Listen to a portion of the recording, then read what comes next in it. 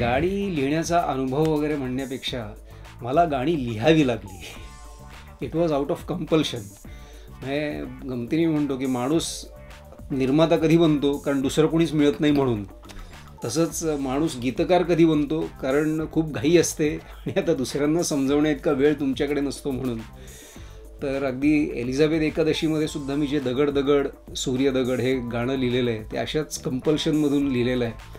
आणि ह्या सिनेमात पण एक रोमॅन्टिक गाणं आमच्या हातून झालेलं आहे आणि दुसरं चिव चिसौका हे एक थोडंसं विनोदी असं अवखळ असं गाणं आहे. तर ही दोन्ही गाणी मला नाईलाजानी लिहावी लागली. या सगळ्यांनी कट केला होता की मला वेळच्या वेळी गीतकार मिळू नये. कट किंवा कट.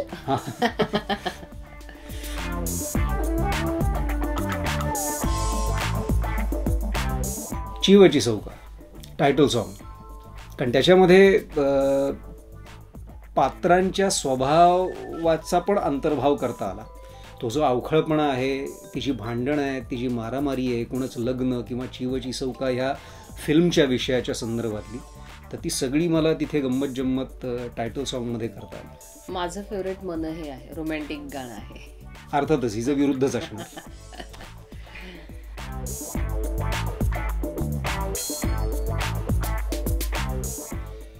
कारण मला वाटतं चिव चिसौका ही खूप अशी प्रातिनिधिक हा शब्दसमूह आहे. ही जी फ्रेज आहे ती खूप रिप्रेझेंटेटिव्ह आहे. तर कशी, तर चिव चिसौका ही एक अवस्था आहे आपल्या आयुष्यातली. जेव्हा तुम्ही साधे तरुण तरुणीही राहिलेले नसता आणि पूर्णपणे श्री व सौ पण झालेले नसता, ती मधली जी अवस्था आहे श्री व सौ होण्याच्या दिशेची, तर ती फार डेलिकेट असते, ती खूप गडबडीची असते. त्याच्यामध्ये अनेक घटना घडत असतात, तुमची दोन्ही कुटुंब एकत्र येत असतात आणि त्यांच्यामध्ये ती सगळी नाट्य घडत असतात.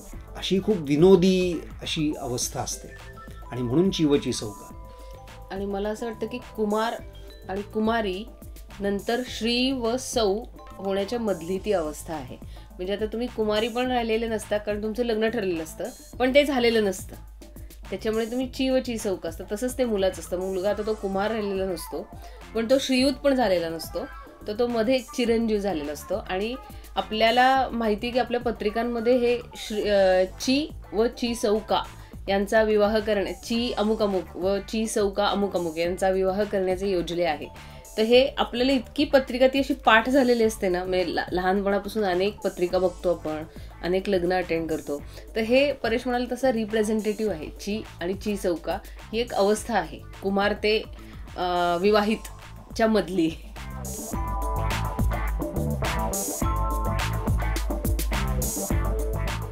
आत्ता आम्ही मला वाटतं तेच सगळं बोलतोय की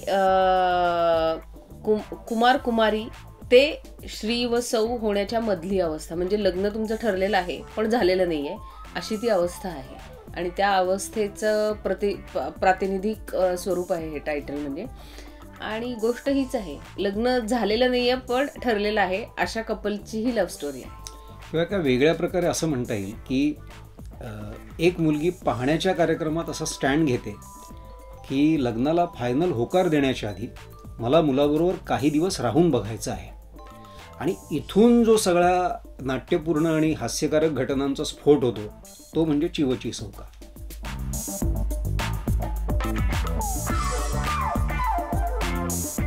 अर्थातच बदल होते कारण मुळातच स्क्रिप्ट खूपच वेगळं होतं, त्यामुळे त्या अनुषंगाने जे काही बदल होतात ते तर झालेच आहेत. पण काय, प्रत्येक चित्रपट स्वतःचा एक स्वभाव घेऊन जन्माला आलेला असतो. एलिझाबेथ एकादशीचं सगळं वातावरण आणि सगळं हेच वेगळं होतं, शैली वेगळी होती, चित्रपटाची म्हणून शैली वेगळी होती. ह्या चित्रपटाची शैली वेगळी आहे कारण स्क्रिप्टच वेगळं आहे, त्याचा विषयच वेगळा आहे. तेव्हा त्या विषयाला त्या शैलीला पूर्णपणे न्याय द्यायचा ह्या दृष्टीनेच एखादा दिग्दर्शक झटत असतो. तसं थोडंसं ह्या चित्रपटाच्या बाबतीत झालेलं आहे. माझ्यासाठी फरक मोठा असा आहे ना की एलिझाबेथ एकादशी हा आम्हीच प्रोड्यूस केलेला असल्यामुळे आमचा पैसा लागला होता आणि त्यामुळे खूप परवड झाली होती माझी, जी चिव चिसौकामध्ये अजिबात झाली नाही कारण झीने ती सगळी जबाबदारी त्यांच्यावर घेतली होती. त्यामुळे हा फार मोठा फरक होता. मी जरा शांत होते आणि आरामात मी अशी एन्जॉय करू शकली ती प्रोसेस. एलिझाबेथच्या वेळी मला खूपच धावपळ करायला लागली होती आणि खूपच निर्माती म्हणून सगळा ताण मला तो स्वतःवर घ्यायला लागला होता, आर्थिक लेवलवरती, शूटिंग लेवलवरती आणि अदरवाईजसुद्धा. तर ह्यावेळी खूप शांतपणे ते सगळं झालं. हा माझ्यासाठी फार मोठा फरक होता.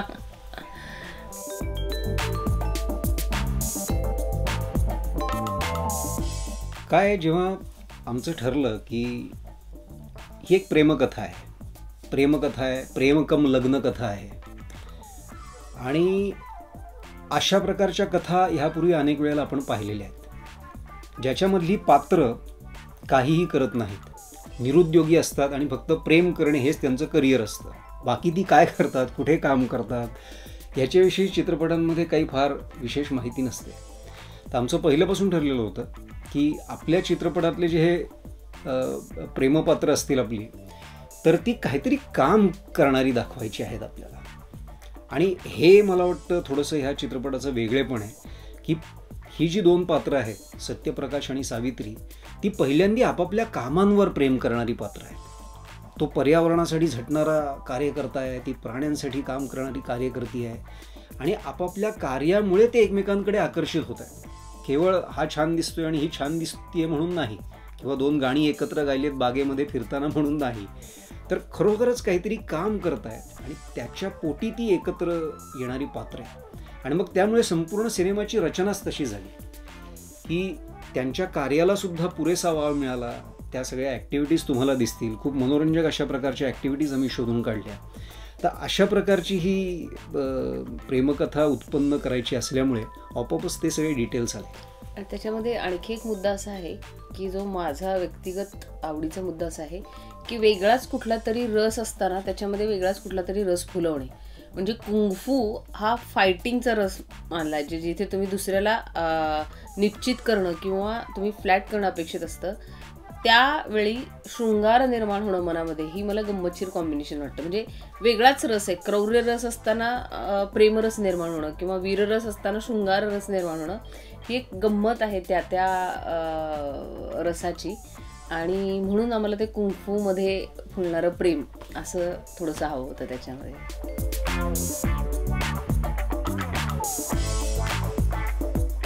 त्या रेस्क्यू सेंटरशी आम्ही आधीपासूनच फॅमिलियर होतो, कारण आम्ही बऱ्यापैकी जात येत होतो तिथे.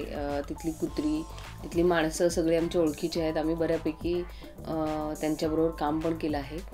त्यामुळे आमच्यासाठी ते खूप यूज टू होतं. आणि आमची प्रोटोगनिस्ट जी होती मृण्मयी, ती प्राण्यांबरोबर कम्फर्टेबल होती, त्यामुळे तसाही काही प्रश्न आला नाही. पण ती कुत्री त्यांच्या, म्हणजे खरं तर जगातली कुत्रीच फारच छान असतात, ती जातच खूप छान आहे. फक्त थोडं माणसाला ते अंडरस्टँडिंगची गरज असते की कसं कुत्र्यांशी डील करायचं आहे. त्यामुळे तो मस्त आनंद होता, खूप छान होता. ललित घाबरत होता आधी कुत्र्यांना, पण आता तो पण स्वतः कुत्र्यांबरोबर खूप कम्फर्टेबल झाला आहे. प्राण्यांची भीती त्याच्या मनातली कमी झालेली आहे आणि मजा आली तिथे काम करताना. आणि मगाशी जे म्हटलं ना की अशाच गोष्टींमुळे हा चित्रपट वेगळा ठरतो आहे. कारण बऱ्याच वेळेला एखादं पात्र नुसतं बोलतं आपल्या एखाद्या चित्रपटात किंवा नाटकामध्ये की असं असं केलं आहे मी किंवा असं असं करायचं आहे, तो प्रत्यक्ष प्रसंग तिथे घडताना आपल्याला दिसत नाही. पण ह्या दोघांचं मुख्य करिअरच आपण ते ठरवल्यामुळे आपोआपच आम्हाला असं वाटलं की त्या ठिकाणी जाऊन शूट केलं तर चित्रपटाची मनोरंजकता आणि त्याचं एक आकर्षण वाढेल. तेव्हा आम्ही सोलर फॅक्टरीसुद्धा एक अशी शोधून काढली जिथे सत्याचे काही प्रसंग आम्ही त्याच्यासाठी चित्रित केले. तसंच मृण्मयीच्या ह्याच्यासाठी, सावित्रीच्या रेस्क्यू सेंटरसाठी असं एक सेंटर शोधून काढलं जे प्रत्यक्ष ते काम करतं. तेव्हा ते सगळे प्रसंग खूप ऑथेंटिक आणि खूप छान पद्धतीने रंगले तिकडे.